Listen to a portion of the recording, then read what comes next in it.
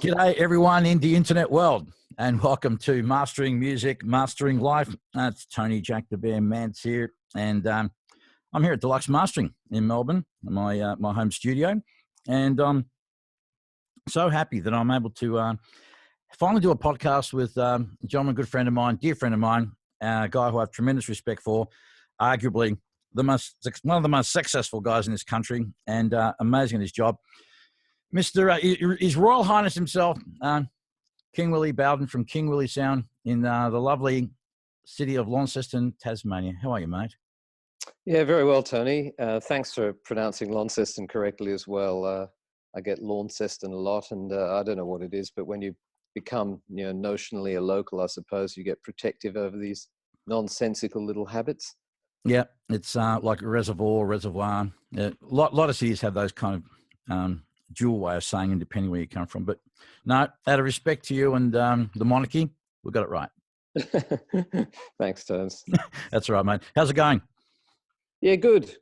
I'm actually just mastered the new Hermitude single, but I am not necessarily the guy who's going to get the gig.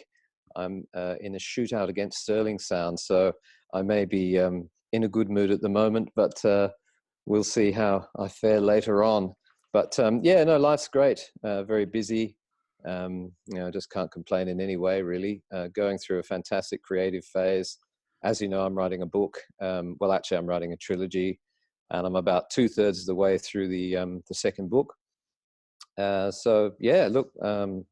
In a great relationship space. Got a good studio that I like the sound of. Having fun with my gear. And, I don't change my gear that often, but I have recently made a change which may interest you. Mm-hmm. There's a company called 2400 Audio. They're a Danish, Danish company, and they've got a passive monitor system.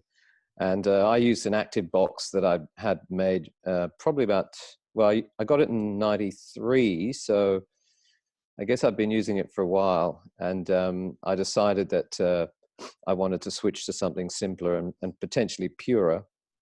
And so I looked around, looked at the Crane Song head and a few other things, and in the end decided to take a punt on this system because I quite liked it. And it's interesting because it doesn't have a volume knob. You've literally got preset positions for volume, and you can program. Is that Lagerfeld? Is that Lagerfeld dude? Yes, yeah, he did a really good review on it, actually. Oh, he did. That's right. Mm-hmm. Yeah, well, what surprised me about it was, so a couple of things, I guess. The center image is really rock solid overall volume, ranges. That was the case with my old box, though, because I'd had a step attenuator made that was, matched resistor pair, so it was pretty good. But and there was a slight difference in the sound. So the active box hyped the monitoring just a tiny bit. So it's been good in a way because it puts everything down to a slightly humbler and much straighter kind of picture. And so I would say I've actually worked a little harder just on the excitement factor of some masters, because possibly I was getting a sort of a 1% extra excitement that I thought was there that I wasn't getting. So that's really good.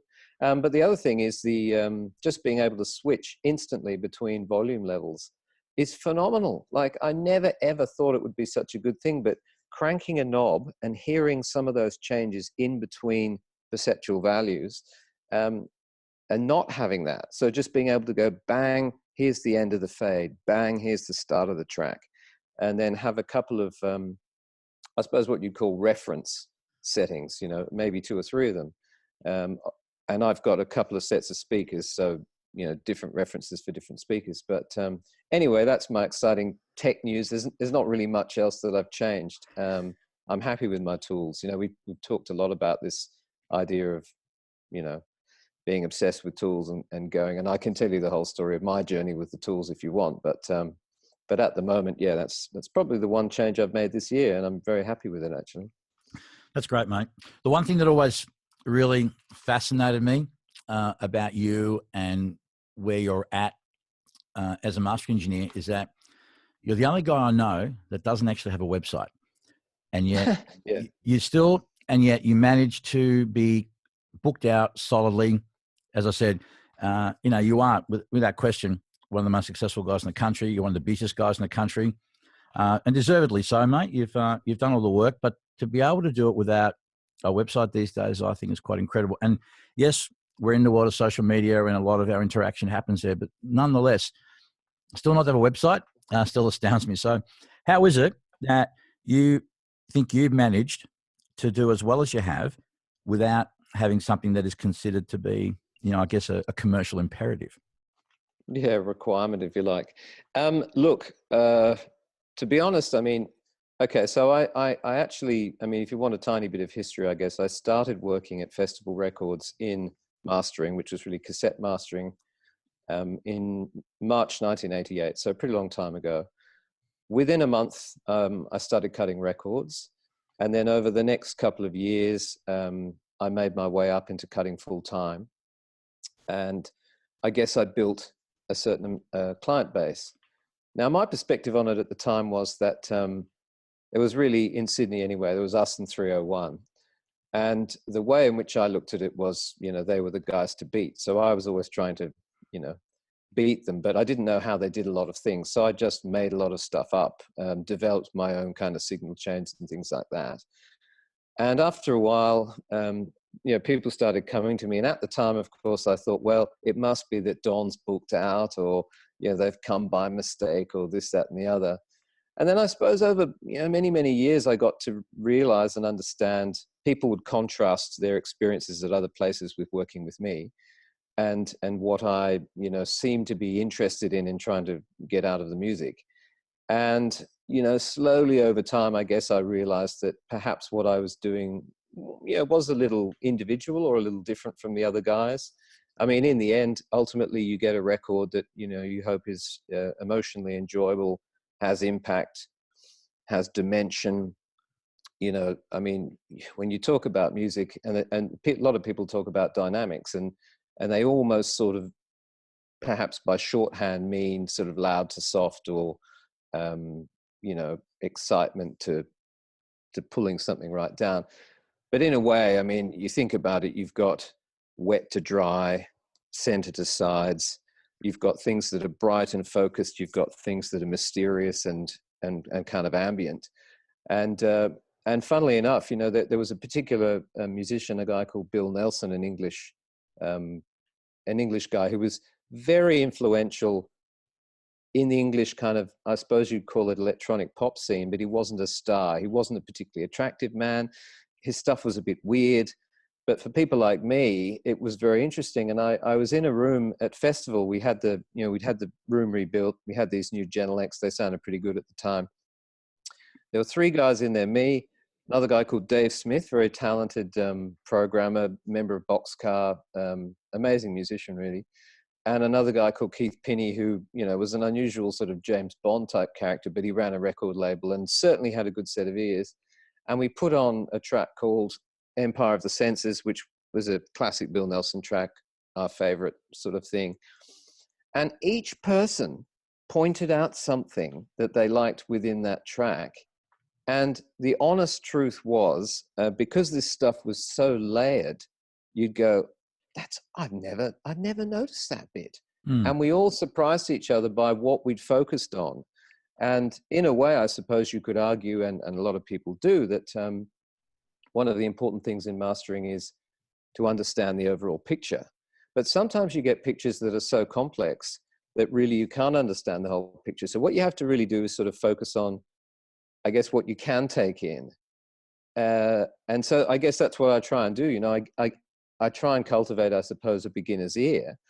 But there are certain things that I would be sensitive to, obviously stuff like the vocal and that kind of thing. But early on, I think I really tried to make each track sound good, whereas slowly as time went by, I realized that good was really not necessarily technically good, but was my emotional response to a song that made me feel good and other people somehow.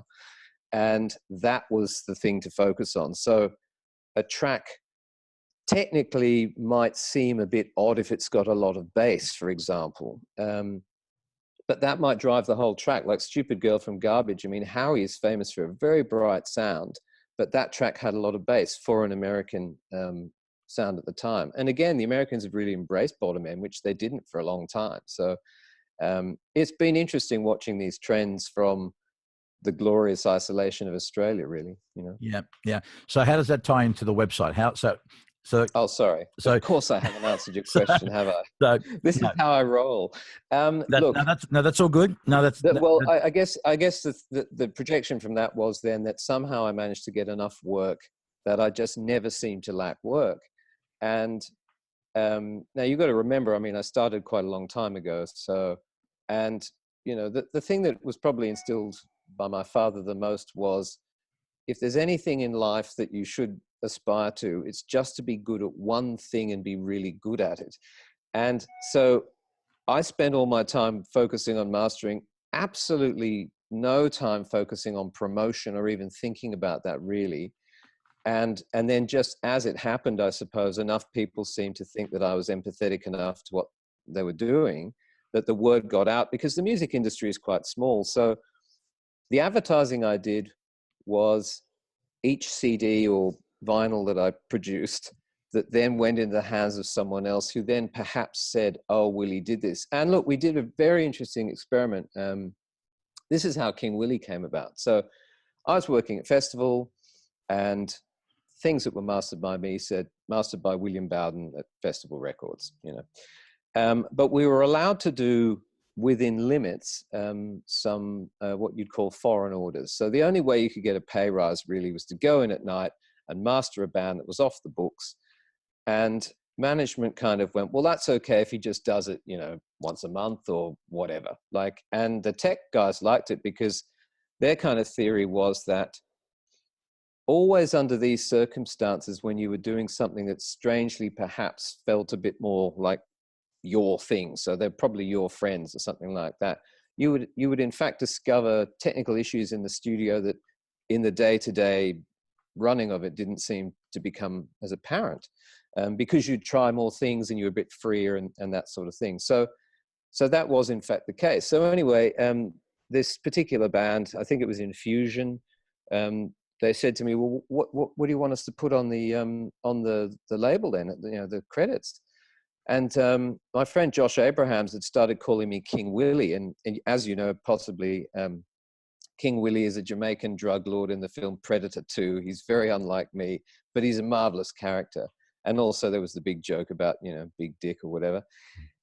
So I said, well, why don't you put mastered by King Willy at King Willy Sound NYC. Now I just chucked in NYC because I've been getting all this kind of stuff about it's always better when it's done in America. So I did a few jobs like that, Sonic Animation, Infusion. There was a record label I used to do a bit of stuff for, Funk maybe, that might have been called. And sure enough, journalists lapped it up. You know, Infusion thought it was very funny because they got people asking them in interviews, what is it about what the Americans do? It's amazing. And they're kind of pissing their pants. And then not only that, people are ringing up, like Rupert from Sonic Animation. People are saying, so this album sounds incredible. Who mastered it? And you go, William. And they go, as if we've been fooled, But what's interesting about it is just that whole conferred value. And I suppose ultimately I just did a good job. I mean, we even fooled an American that, a guy contacted the label and said, like the music done right here in New York City, but I'm having trouble getting in contact with King Willy. So I said, well, I wrote him a note saying post 9/11, New York's become dangerous. I've relocated. So look, ultimately I think with all of this stuff, it doesn't matter who works on it. It doesn't matter where it's done. Let the music speak for itself. And that's the most you can hope for in the long run anyway. Absolutely. It is an interesting thing of perception. And I think back in the day when I first started, I think certainly in this country, we certainly had this inferiority complex about that we weren't as good as the Americans and the Brits and the Europeans. We aspired to be more like them. We already had developed our own sound here. And yet today, and I think time and time again, I've seen it with artists and producers and mastering engineers and whatnot, that again, I believe that we as a country punch above our weight. I think we do equally as well as anybody else. We're equally as relevant And I don't think that we are any lesser than anyone. And, you know, you've had your experiences of winning in shootouts with other engineers. I've had the odd one here and there as well.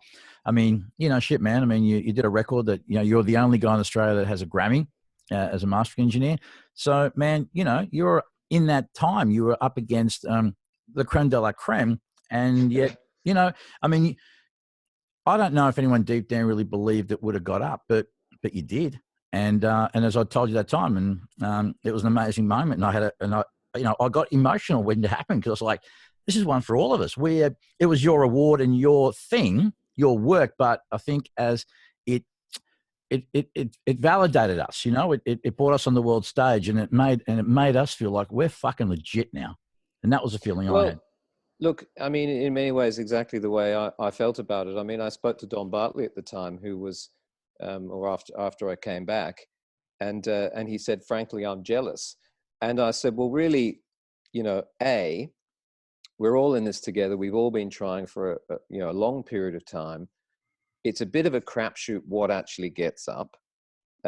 Mastering wise, of course, that track is unusual because it starts off pretty quietly. Now, I did have versions where it was a bit louder. Wally wouldn't have it.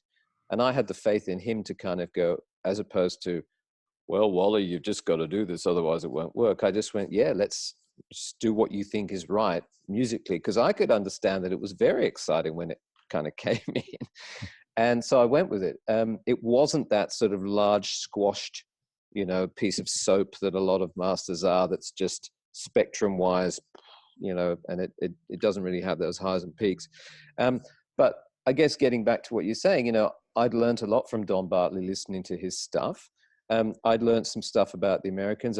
But look, I mean, primarily the thing at some point is, and I suppose this was where I, you know, potentially differed in some ways from some people, but you can be obsessed with what the other kids are up to. And there are a lot of people, you look at their rooms, same gear, the sound they're going for, you know, it's some version of Sterling, maybe a Ludwig impersonation, who knows, whatever. But ultimately, that template doesn't necessarily work for everything. I mean, why the fuck would it, you know? And so I think that the system that nurtured me and allowed me to be a bit creative, I was sort of representing what Australia had actually given me and helped me with, and allowed me to learn. And in terms of what you were saying about punching above our weight, you just had to look at something like Gear Sluts, for example, where, you know, you had a few Americans, maybe you had 10, maybe not even that many. You had possibly only 2 or 3 English guys, 1 German, you know, maybe someone from Denmark. How many Australians did you have on there? Even guys who weren't famous. And I think the reason is because we are a technically kind of curious people and an artistically curious kind of culture. And as you say, a lot of the big stuff seems to be happening overseas. There's a big talent pool over there. So obviously, if you've got 50,000 people as opposed to 5,000 people, there's a chance that the person right at the top is way better than the guy at the top of the 5,000. But having said that, the smaller community, the community that communicates more, the community that's actually less competitive with each other. I mean, I used to go and hang out with the guys at 301. I was their competition, but in a way it was like, well, we're in the same business, so what does it matter? And there are enough clients to go around, believe you me. And I think that sense of community within Australia is not to be underestimated. Plus, we've got that English sense of skepticism. Whereas in America, if something's successful, of course it's great. You know, we're like, yeah, I don't know, could we have made it a bit better? Is it good enough? We're always doubting ourselves. And I actually think for any creative person or any artistic person to actually get anywhere, as opposed to just being an imitator or whatever, you've got to do your own thing. And that will cause you a lot of doubt, because you will encounter problems, issues, things you've never faced before. And in a way, that's scary. But if you develop solutions and you struggle and you get through, then you actually develop a craft, you know, a real understanding, a kind of a basis for where you're working from. And I think that this is not a bad environment. I sometimes think isolation is a good thing. And you know, this is a big topic, I suppose, but since I've been down here in Tassie, I don't really do attended sessions anymore. I was initially working more and more by myself in Sydney anyway. The way the market's gone, it's hard for musicians to take a day off work. I mean, it's expensive. But since I've been down here, instead of having to perform quickly in front of people, and look, I take Chris Geringer's point about you can try things and they can be reassured that those things have been explored. But equally, I would say I am much freer to try 3 or 4 different approaches on something. Somebody's not sitting there going, how much is this costing? It's taking a while. Why doesn't he seem to know exactly what to do off the bat? And then I give them, when I send something out, I'm pretty fucking sure about it, you know. Yeah. It's my best shot at the time. And then the feedback you get when they listen to it, they've had no magic show. They hear it in their own environment where they judge absolutely everything and they have a gut response. They don't have an intellectual response about, I'm curious about, can we try this and blah, blah, blah.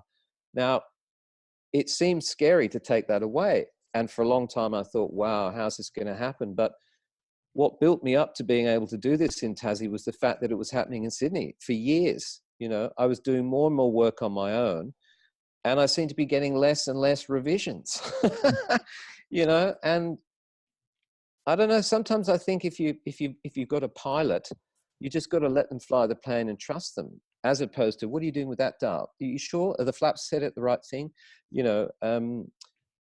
I think you've got to have some confidence to do that in a way, but also I think you've got to be open to just letting yourself be part of the musical process and trusting that they will give you good direction if it's needed as well, you know? Yeah. Well, I think you make a good point in the fact that, you know, you're getting trust from clients for you to understand their vision. That's why I've always, the best way that I've defined the role of a mastering engineer is that we are facilitators helping an artist realize their vision for their art and just getting it. You know, I think it's the idea of like, we throw it up, we listen to it, and it's like, I get it. I know, I can see the promised land. And your intuition, if you will, your emotional connection to the track, you just have this automatic thing of being in sync. And it's that thing of, I get it, which I think is a very binary thing, and building trust with the client. But I just want to go back for a sec. You know, we talked about just our culture here, about what makes us different. But the other great thing about us as a culture is that we're also very, very resourceful. And we generally, whether it's film, movie, you know, music, whatever, most artists here haven't had access to budgets and resources that the Americans, the Brits probably have. I mean, it's relative, of course, to sales and all that kind of stuff. But nonetheless, being able to take limited resources, stretch them out like crazy, and just manage to get the absolute most out of them. And this is why I say to people, it's more important to be resourceful than just have resources. So if you can work with a minimal amount of stuff, and, you know, when the young kids are starting out, they're worrying about, I need to have all this and all that. You don't have to have everything, you know. Start with something, get the most out of it, learn it really well, get on to the next bit, get that really well, learn how these two things interplay with each other and work out all the possible permutations and combinations, add on and exponentially grow into that. And then you can get the most out of it. That's been my experience. That's how I've grown my thing. I'm sure that's how you've grown your rig. Well, to an extent, yes. I mean, I suppose what happened with me in equipment and gear was that I worked for 13 years at Festival. Now, I had some nice gear. You know, I had a couple of Sontecs. So I had one at the start of the chain and one at the end. So really, it was like a 462, but because they were in different parts of the chain, and they also sounded a little bit different, the two units as well, I used them kind of in conjunction as I suppose, a giant synthesizer was the way I sort of thought of it at the time, maybe. And I had stuff in between, but I was always very frustrated about, you'd put in something for CapEx, you'd wait 6 months, and they'd say, well, can we put the rate up if we buy you this tube compressor? And you'd say, no, but it'll allow us to stay competitive. And you knew your boss was up there going, look, he's a prima donna. He wants it, but he's booked out for a month. Why do we even need it? And in a way, he was right, you know. But to satisfy my intellectual curiosity, and just, you know, to sort of open myself up to new experiences, when I left Festival Records and I started, you know, King Willy Sound proper in 2001, I went out and over the time, I tried and bought a lot of different things. I sold a lot of things as well. And what's interesting about that is I can give you two stories that give contrapuntal interpretations of that journey. So one was, I tried so many different things. I was always chasing some, mythical kind of aspect or sound or something that I believed was possible, some sort of sonic nirvana. A band called The Tenants sent me, I don't know, maybe say 15 tracks. These had been recorded maybe 15 or 20 years, mixed in different studios. The only common thing was that I'd mastered every single one of them. And they said, we want you to do the compilation. You probably have to fiddle around. Some of this stuff was off DAT. I thought, well, yeah, this is some of my early work and some of my later work. Let's see what happens. And I put it all in the EDL and I sat there and I listened to it. And not only did it all sit very well together, the levels, the brightness, everything was kind of appropriate to each song and they sounded good. And I went, okay, this is quite confronting because am I the most boring mastering engineer in the world? Have I been repeating the same sentence with different gear for 20 years? Or on the positive side, did I sort of understand their music well enough that whatever equipment I had or handicaps or whatever, I seemed to bring out the best in it, and somehow that's luckily made the thing okay. Now, the other example would be Salmonella Dub. I've just done their box set, and it's about 8 or 9 albums. Or so. Like, it's quite a bit, maybe seven records or something. And I'd mastered a lot of that stuff. It wasn't like The Tenants. It was fairly consistent, but more consistent than I thought it would be. But within that, there were quite a few variations. And there was even a master that one guy had done, not me, on a laptop somewhere, but there was something about it that I really liked. And I took a little bit of inspiration from that. And because I had the chance to really look at everything again. And I mean, these were demos and early things as well, stuff that really needed saving to some degree. So I was able to sort of look at my work again in a different way. But what I ended up doing with the equipment buying and stuff was I eventually realized that there were sort of 3 or 4 pieces that I knew really well, and I was happy with them. And whether I used a red hammer or a yellow hammer that day, to use a sort of a carpentry analogy, it wasn't going to make that much difference. But what was going to make a difference was how familiar I was with that equipment, and it would help me get to certain areas. But having said that, the big change for me has been digital. So a lot of people, especially in the mastering world, you see photos of attractive studios with loads of analog gear and all that. Now, I've got my analog chain, believe you me, and it's not a cheap one either. But when I came down here, I thought, well, I don't really know that much about plugins, and I'm going to start to learn another language, because I felt that I'd learned, I was fluent in analog, if you like, but I wasn't fluent in digital. And people would say things like, oh, I've never heard a plug-in compressor I like, and plug-in EQs have issues, and blah, blah, blah, blah, blah. And I thought, well, look, to me, this is the same sort of criticism that I've heard over the years. People go, I don't like compression. I like stuff to be dynamic. And then you put a compressor on it, done the right way, and they go, you've brought out all this detail. It's more exciting, and you're going, yeah, but that's because, you thought compression was bad, perhaps because you heard some bad compression, or because you never figured out compression. And I think most people haven't figured out digital. In fact, I'd pretty much bet money that everybody who says digital's not as good as analog has not actually spent enough time with it. Now, equally, there are some things that analog does, a certain kind of mush and a certain sort of beauty that can beat digital. But just the other day, I did 2 singles, 1 analog, 1 digital.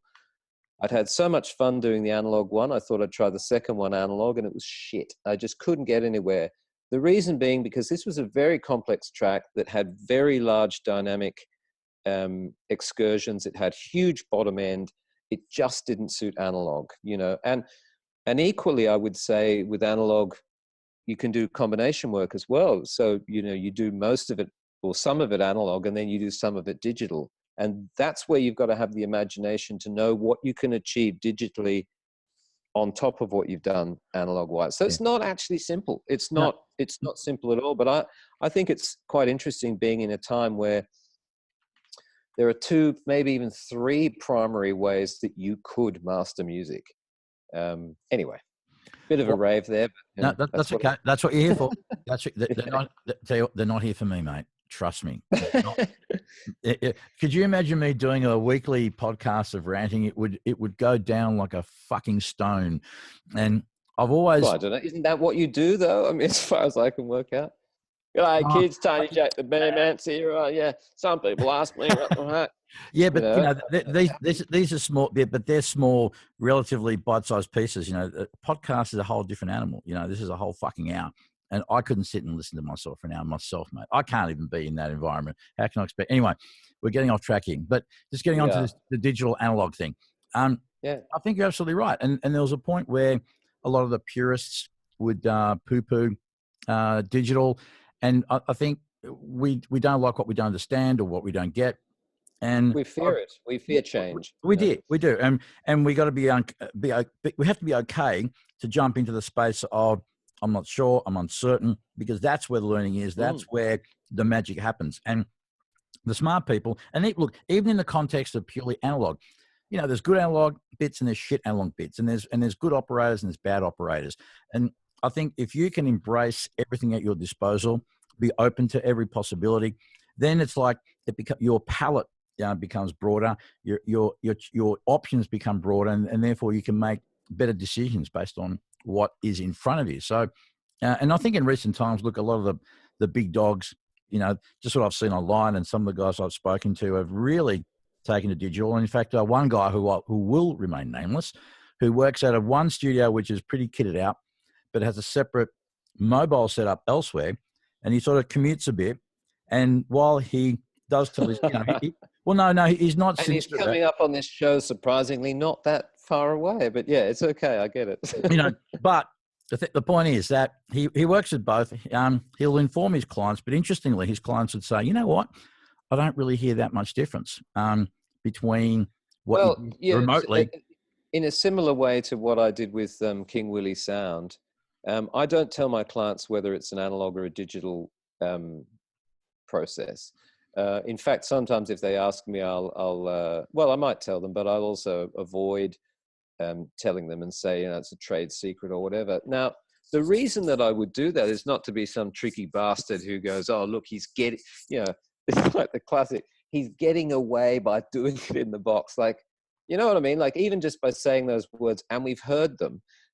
I can remember, like, another mastering engineer said to me, he'd done an ambient album, and he said, oh, I did it in the box. And I thought, well, that might have been best for it. So if I'm doing, say, something that has a lot of transient information that's really important to keep, it's often, if you run one analog pass, things change.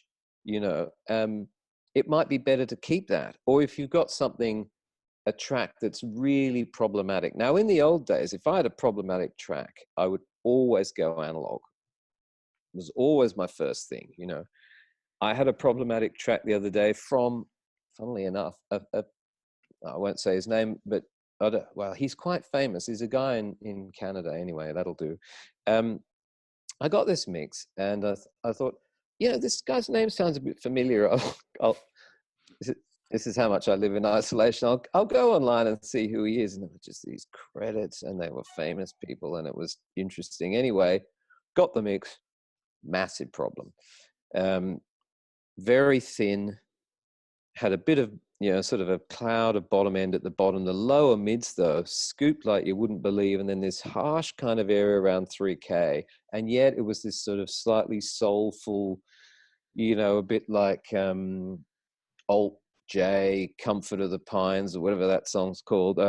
It kind of wanted to be more like that. And now there are ways that I could have potentially dealt with it in analog.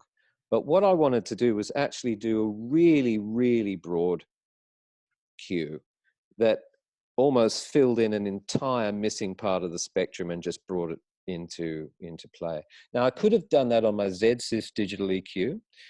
There's no way anything analog EQ-wise wouldn't be wide enough. It just wouldn't, and it wouldn't be elegant enough in a sense too.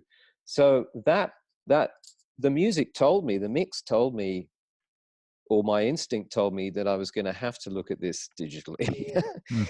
And as it turned out, I made these very, very broad tonal changes to this mix and sent it off thinking, well, I don't know whether this guy has some unusual monitoring. All his mixes are like this, and every mastering engineer who's ever encountered his work has had to do this, follow this path, whether this is an aberration or whatever. But I sent it off thinking, well, I've changed it a lot, but it sounds great. I was pretty happy with it. And anyway, they all loved it. So, but no mention of this very, very large perspective change, you know. So sometimes I think, well, the obvious thing is to choose the best tools for the thing. Now, I would say that is something that comes along with experience. However, I think there's nothing wrong with, say, because you often talk about young people and how they might get into it or what they might do. For me, I feel that it's very useful to understand the few tools that I use. And I mean, I probably only used about 4 plugins, you know, maybe 4 or 5 plugins. And I don't have that much analog gear in comparison with what I used to have, but I know it, I understand it very well. But there's nothing wrong with you not knowing something and going out and exploring and learning, because it's that weird wild card when maybe you turn the wrong knob and something happens and it sounds amazing. I actually think in the long run, regardless of your technical understanding, almost the thing to develop the most is when it sounds amazing and it makes you feel really good, that's almost time to stop. It's certainly time to not keep going and then try and get back to that point. It's time to sit back and say, yeah, you know, maybe the hi-hat's still loud, but it's really driving the track. And that's actually really exciting, you know? Yeah, So I agree I with you. think the thing I tried to learn was to stop, because, you know, I'm a bit sort of OCD. I've also got some other thing called, was it sensory? Oh, I can't remember what it's called. Anyway, it's a thing where it's like a hypersensitive. It's apparently a mental condition, not a physical condition. But you know, you feel pain strongly.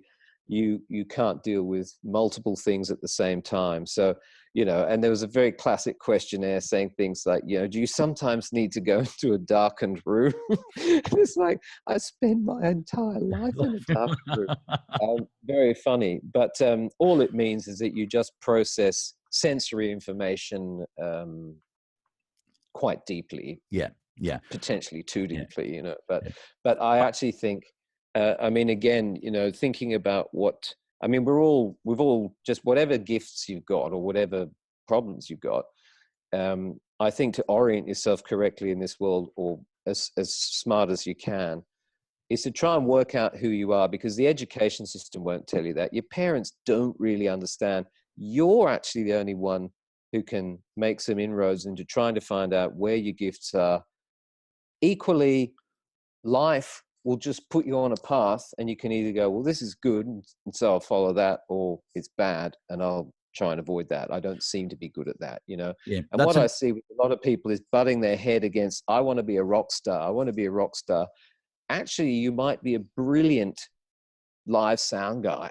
Like Chris Gehringer was probably, I mean, imagine having Chris Gehringer mixing your gig. It was probably pretty good, you know. It would be pretty good. It would be pretty good. I think you make some good points you made before. If I can just wind back to one of them, which is, no, that's okay, mate. It's absolutely fine. It's absolutely fine. I think this is good, especially for the young'uns who may be watching or listening, and that is the idea that you mentioned of there's a lot of power in knowing when to say stop. It's okay not to be have all this technical prowess. I wear it as a badge of honor that I'm the least technical guy on the planet. I can't to this day solder 2 wires together. Anyone that asks me, you know, what release time?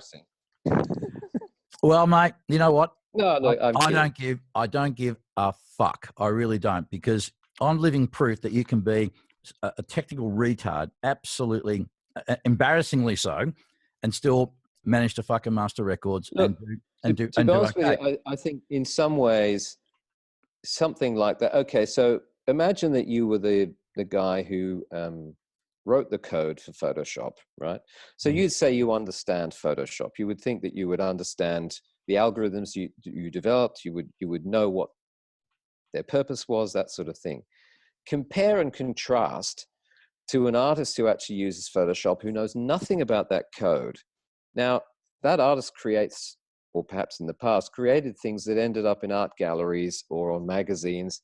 They didn't know how you built it, but they learned to use it with their own intuitive interpretation or whatever. I think it's highly likely that if you got the designer to create a piece of art versus one of these people who was really good at what they did, there'd be no comparison. And I think some people get very distracted by the technical side. I know a little bit about it because, you know, my boss, Rick Cameron, was a phenomenal teacher, and I observed him. We built quite a few studios together, and so I saw a lot of the fault finding processes, and he explains certain circuit things. And I had a very, very mild proclivity to it, but my father used to buy Dick Smith electronics kits. I didn't like the look of the circuit diagrams. I didn't really like any of the mnemonics that they used. So, for example, there was one about bad boys rape our girls, but virgins go without. Now, I think that was something to do with the colors on the resistor or something. Now, the first problem was it started BB. So it was black first or blue. You know, for my mind, it wasn't set in stone by talking about virgins and rapes, you know. Secondly, I can't believe they use that. I can't believe they use that lingo. That's you wouldn't get around it today, mate. Well, you know where they used it. They used it in the RAF in the 1950s. So we're going back a long way, you know. Yeah. And it's, you know, it's these days it would be considered, you know, pretty horrendous. But all I'm saying is this is what I was exposed to. Yeah, understand. And so what did I take away from that? Well, I learned how to solder. I found a tape machine in a rubbish bin. I got it working, and I opened it up, and it was one of those ones, you know, that they were like long and square, and the cassette went in the middle and the buttons were underneath. And I opened it up, and I saw basically a whole load of wipers, you know, the carbon pot things. So I moved them all cautiously until I found the one that controlled the tape speed. And I desoldered it, and I was 14 at the time. And I used to go around the dumps and collect shit. I got a volume pot. Lord knows what its impedance was. Figured out via a process of elimination and resoldering which things to put the earth and the, you know, the two ends of the pots in, and ended up with a tape machine with a vari-speed control on a pot. Now, what's interesting about that is I didn't really care about the technical side much, but I wanted a result. I wanted something that related to me. So for me, I used to record stuff off the radio. In fact, radios have been a kind of a long-standing love of mine in a weird way. But I didn't come from so much a musical background in the sense I came from a sound background. I was obsessed with sound, so accents, drums in particular, before any other instrument. Weird sounds, tape loops, all that kind of stuff. And even the music I listened to was strange, disassociated electronic music that, you know, not many of my friends were listening to, you know. I suppose well, you know, you are what you are, and it's all right to be a bit individual in some ways, I think, at times too, you know.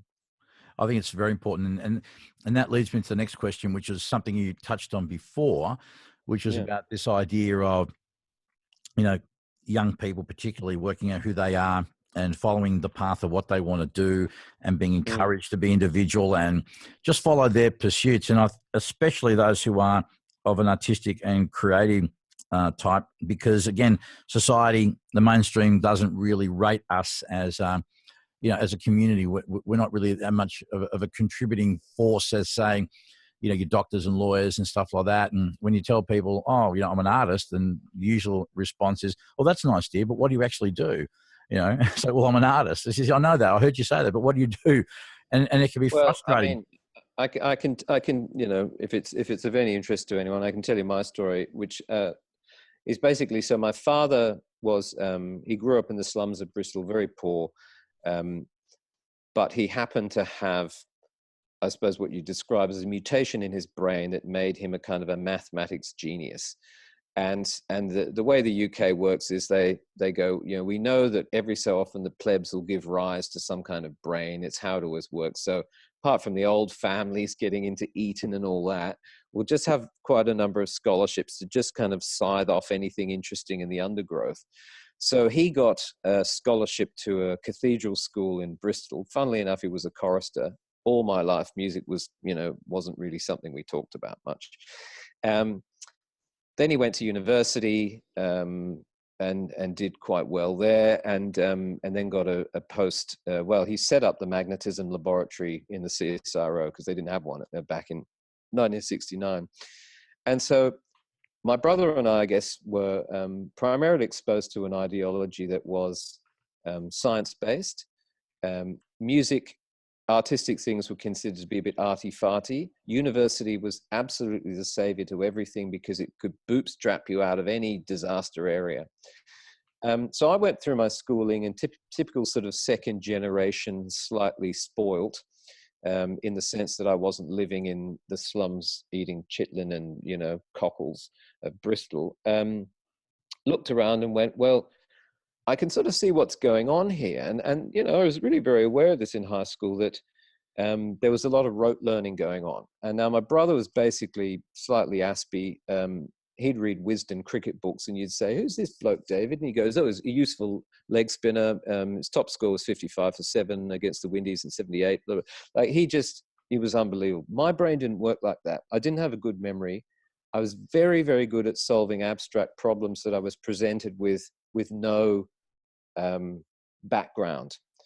I did have some maths ability, and one of the teachers was obsessed with the idea that I was a real thinker. Now, it was interesting that he thought that, because he would put out a problem and he'd say, can anyone solve this? And I'd put my hand up and I'd solve it. And he'd say, well, that's very interesting, Bowden. Now, of course, the standard way to solve it is this. And the standard way was usually maybe even 2 steps less than mine. He'd think I was being creative. I'd never, ever seen the standard way to solve it. I didn't see it. You know, I really didn't see it. So I suppose I had a kind of a reasoning aspect to my mind that was a little bit different. So when I got through school, I go, well, I'm not that good at memorizing things, and I'm not interested in being an autodidact who just repeats facts. I feel that I want to be a creative person. So I actually went out of school, read things like Drawing on the Right Side of the Brain by Betty Edwards, so I could learn to draw, because I thought the art classes at school were just sitting down having a chat and nonsense. I did a lot of research, funnily enough, at a university library when I was living in Perth, and I went to a few lectures just to see, and it was kind of more of the same. I was particularly interested in brain lateralization. So the split brain patients were basically, you know, you've got your right hemisphere, which was sort of order and chaos and creativity, and you've got your left hemisphere. I felt that the rote learning side, the concrete learning, the memory, was everything that we were being taught was all towards the left hemisphere, and I really needed to do something with my right. So first I needed to understand what the fuck it was that I was dealing with and what I thought was the problem, and then how to deal with it. So that led me on a path where, you know, I kind of eventually became happier with creativity. So what I would say to people is, look, you don't need to be some total weirdo, but if you understand aspects of yourself, or you feel that there's something that hasn't really been addressed by the education or your parents or university or whatever, the only person who can fix that is you. You can blame everyone else. You can scoff around and say they didn't understand me and I've had it. You know, it's like, well, you're a cop-out then, aren't you, mate? Because you are the only person who can fix yourself. Now, you can do it with help. Absolutely. Like I you know, suffered dreadful depression until my probably early 30s. And I did yoga, and that really straightened me out. So I'm a big believer in neuroplasticity, because I think you can change your emotional state. But in terms of your intellectual curiosity and some of your other underlying strata, I think it's maybe more difficult. And why should you? If because life's very interesting, you know. It My is brother indeed. used to sit around and say, I get bored. And I'd be like, bored? look at the weave on that carpet. Look at the way that shadow is playing across the wall. Like, I was never bored. You know? You And know what? music, I find the same. It's Yeah. never boring. I think before, just a good point you made about, yeah, it is up to you to do, and it's got, the impetus has to come from you, most definitely. But it's really fascinating that you would, in our industry that depression and in mental Oh, health of course, buddy. it's absolutely fucking rampant. I've had my, well documented Yes. now thing through anxiety, and I really appreciate the fact that you would volunteer that up. So tell me, there's no doubt a lot, or maybe none, but whoever is watching and listening is probably experiencing that at the moment, and it's fucking hard, but you can get over it. So you want to share with us the point where you kind of hit your tipping point, if you will, because you strike me as a really happy, balanced. You're eccentric, you're English, you're very lovable, but you don't come across as being a depressed kind of person. You've made some really great changes in your life, and you've transformed yourself. So what was the impetus, mate? What was the tipping point, and what were the strategies that you implemented to be able to take you away from being a depressed person to someone who now doesn't, feel that, or doesn't have that as a constant, part of life? Sure. Okay. Well, I mean, obviously, growing up in an English household, there was not a lot of emotion expressed, and mental illness was essentially quite a taboo subject. If you were having any difficulties, it was chin up and get Step up a back in your lift. Mm. get back in your Spitfire and go and give Jerry a hiding. And I guess there were a couple of things that probably triggered me, but I had an unusual puberty. The other thing also was, I'd been going to school in Australia, and the last trip, so, being a physicist, every 3 years we went back to the UK for what they call sabbatical. So we'd been back on one trip to Oxford, and my parents, instead of sending us to a private school, and some of the private schools, they call them public schools there, makes sense, but were very cheap, but they didn't know that. They sent us to a state school. We went backwards for 6 months. I got a black eye the first day. I also topped the science class, and I'd never done science before. And it was total Lord of the Flies stuff. Like, I would do people's homework in exchange for fighting lessons. I was essentially going native, if you like. So on the next trip over, my parents kind of overcompensated and went, well, let's send him somewhere really good, send them both somewhere really good. So we went to this place called Magdalen College School, which was celebrating its 500th anniversary. I flew a plane, shot a gun, all this sort of stuff. So essentially I went to Hogwarts for 6 months. But it was all artificial. I mean, everyone there was very smart and everything, but my parents, I begged them to let me stay, of course. I wanted to be a wizard. But they couldn't afford it. No chance. They'd used the last cent had gone into this period. So I came back to Australia, and I was phenomenally depressed.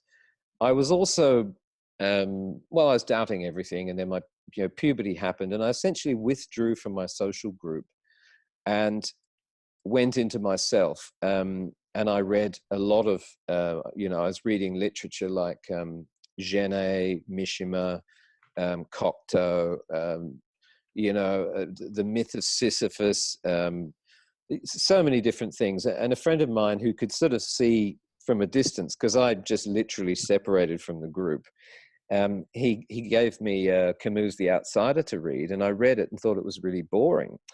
And he said, boring, he said, and it's unusual for me to use the term boring, but this book was boring, but you'll understand why in just a second. And he said, but he was so detached with this horror in his eyes. He was so detached. And the tragedy, or the humorous thing at the time, was I was so detached that I never picked up on the central point of the book. I didn't even tweak to that fact that normal people who are a bit more involved in society would look at this person and go, wow, they're miles off. I was probably even beyond where the miles off guy was. So to me, it was just a fairly uneventful story about a slightly boring individual, So I lived with that for quite a long time, but I was obsessed with music, and I was obsessed with technology. Now, people say, you must, and I got this a lot, you must have loved music. Well, it's a weird thing. I didn't love music. I was completely obsessed with it.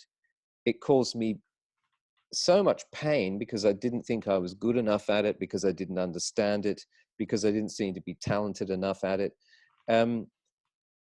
But I couldn't get away from it. It was essentially a sort of I don't know, like an embrace with the Hydra. I'd cut off one head and another would reappear, and I'd be fascinated by that. And it was strangling me at the same time. So music was a very, very unusual thing. So when people just say, I had a passion for music, it's like, yeah, that doesn't really describe how I got into it. I had a lot of self-doubt, but I worked in a studio, this is before festival, where I was allowed to play with toys on somebody else's music, and they loved what I was doing. And I think, well, it didn't really give me that much hope, but it gave me something to do, you know. And then again, almost with mastering records, I was absolutely fascinated by it, constantly thought I was fucked at it. And then eventually, when I was about, say, early 30s, I split up with my girlfriend. I mean, it's a complex situation. I'd actually had 2 relationships back to back, and then the second one ended, and it was like they were both ended. And I sat in the backyard of one of these girls' houses and started crying, and I couldn't stop. And it actually scared me because, you know, I'd been suicidal and all this sort of stuff, but I'd always come back from the edge. Maybe because I was a chicken, or maybe because there was nothing more interesting in life and I was still vaguely interested in it. But this was something else. Like, this was actually part of my brain's not working anymore. And again, didn't seek help, didn't seek medication, but came to the realization that perhaps the only way I can sort myself out mentally is to sort myself out physically. As simple as that. So I went and did yoga, and I don't think it was even the stretching and all that kind of stuff. I actually think it was the meditation at the end of the session, end of every session. And this was the other thing. You know, when I was mastering stuff, I would take on everyone's problems. So if there was a big problem with this edit, I'd fix it. You know, I'd stay up till 2, 4 in the morning, all that kind of stuff. And after a while, I realized that it was like I'd somehow developed some kind of suspension between me and other people's problems. And I was kind of cruising a bit. And it took maybe 6 months, maybe longer. And I kind of turned around one day and went, I'm not freaking out. I don't want to kill myself. I've managed to silence the voice in my head that's telling me that I'm fucked all the time. I mean, that was a big one, you know, or just leading me down the path. I suddenly was Zen. And it was odd because I'd done ambient music, and that would give me glimpses of that. You know, it's not like I was depressed all the time. I'd be up and down, but somehow I'd got more to the up place. And then the down place didn't seem to happen again. And so if something bad happened, I would kind of look at it as an opportunity or an experience to come up with a solution, look at it more positively. Whereas previously, it was the end of the world. It was just the end of the world, you know.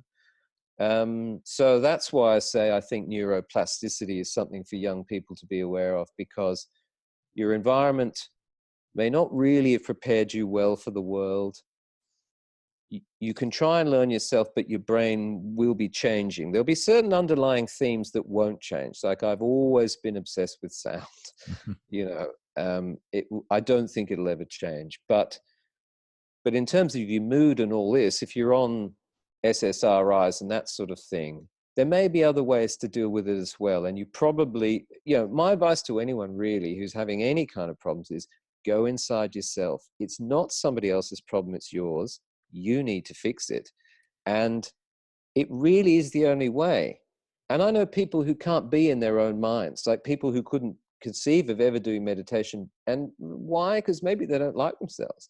And it's like, well, if you don't like yourself, then there's the starting point. Like, I couldn't, you know what, I couldn't agree. Think about it, I couldn't agree with you anymore. And this whole idea of self-esteem, when I, you know, when I say, for example, you know, I love myself, I'm in a good place with myself, that whole notion of self-esteem or loving oneself can make people really cringe. And therein lies the problem. The fact is that they can't. And when I talk about that, Will, what that means to me is not the arrogant, I'm fucking awesome, you know, how good am I? Look at me. It's that the notion of just being at peace with who you are, understanding that you embrace all aspects of yourself, good, bad, indifferent, whatever you perceive it to be, and just be okay. And for me, my journey started with, it was psychedelics. It was DMT. When I had that DMT trip, that was what it told me. I said, there's nothing fucking wrong with you. You're absolutely okay. You're a unique expression of life.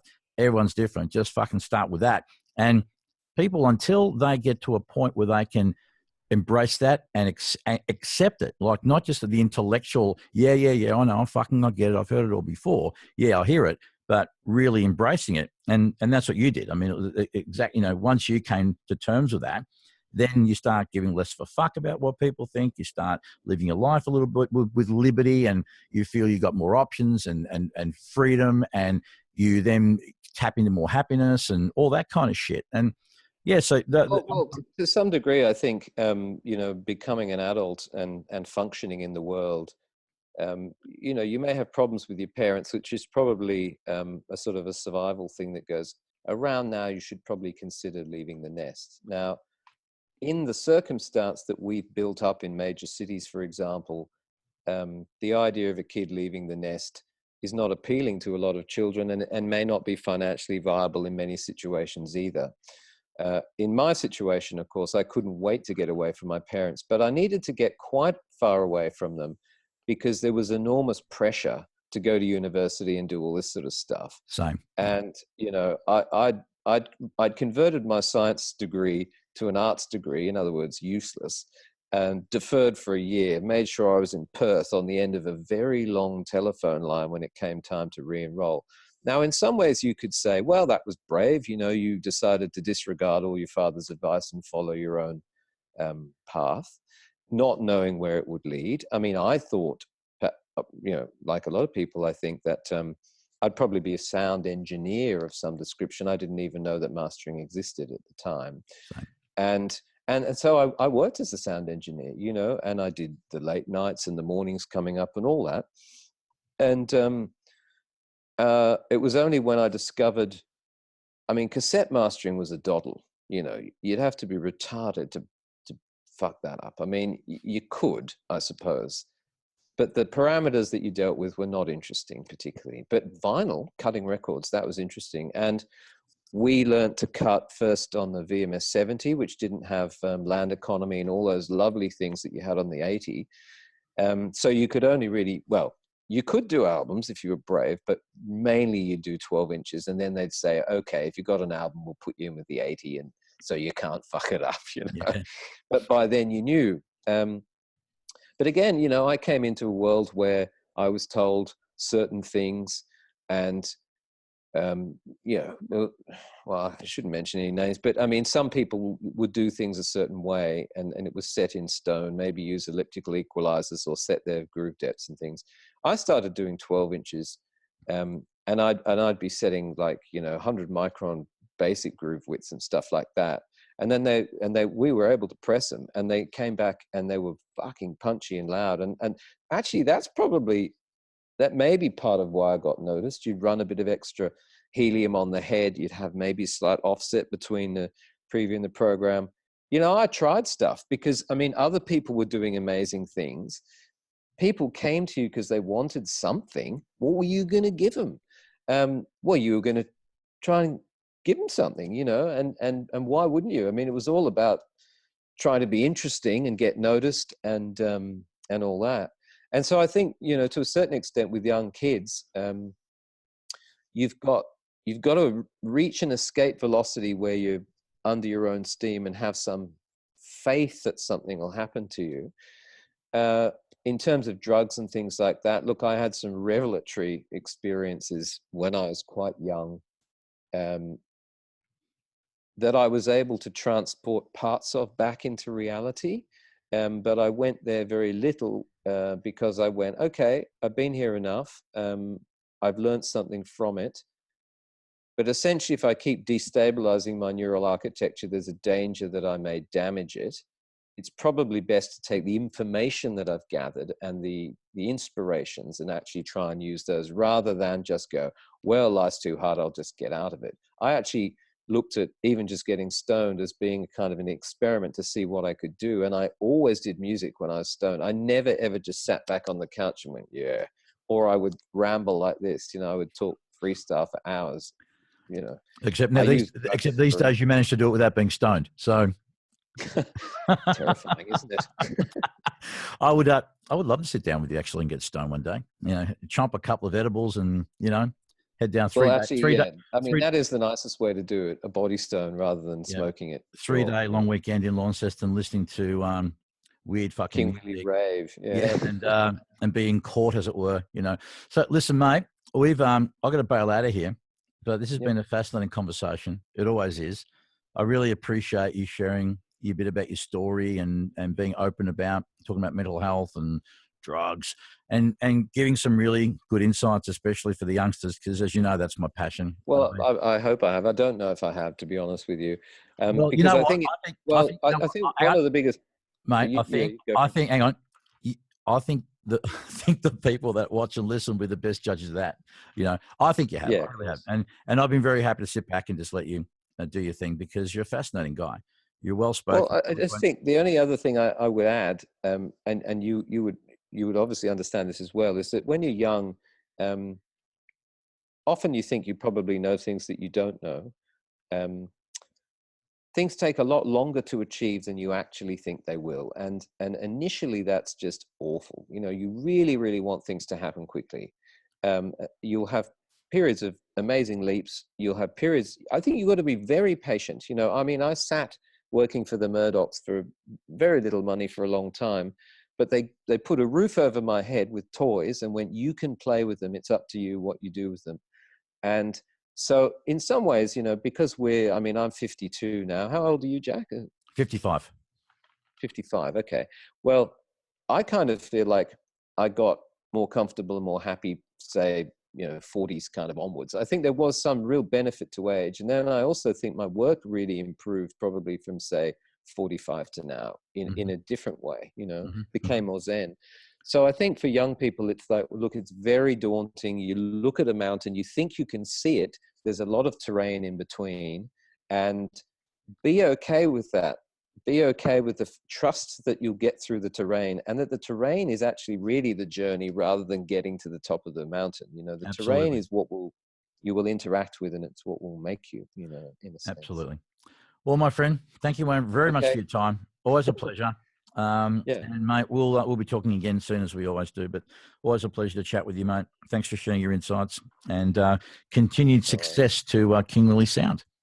How was the audio, by the way? Did it behave itself? The audio was splendid. I think it's been the best audio that we've done to date. So I'm glad. With my clever use of the incredibly evil technology here. I think you should insist on it. All right. We've set a new benchmark. All right. Love you lots, bro. Thank you so much. And we'll catch you soon. And there you go. Okay. King Willy in the house. Done. And that's another podcast for us. And thank you very much for watching or listening. And big shout out to the boys at the Cave Hub in Bond Street, Abbotsford, who are providing a fantastic band rehearsal space and pre-production space for fun, and boys doing good things for the music industry. So I am out of here. Thank you very much for watching and listening. And as I always say, please be nice to each other, but always be nice to yourself. Take care, guys. Mwah.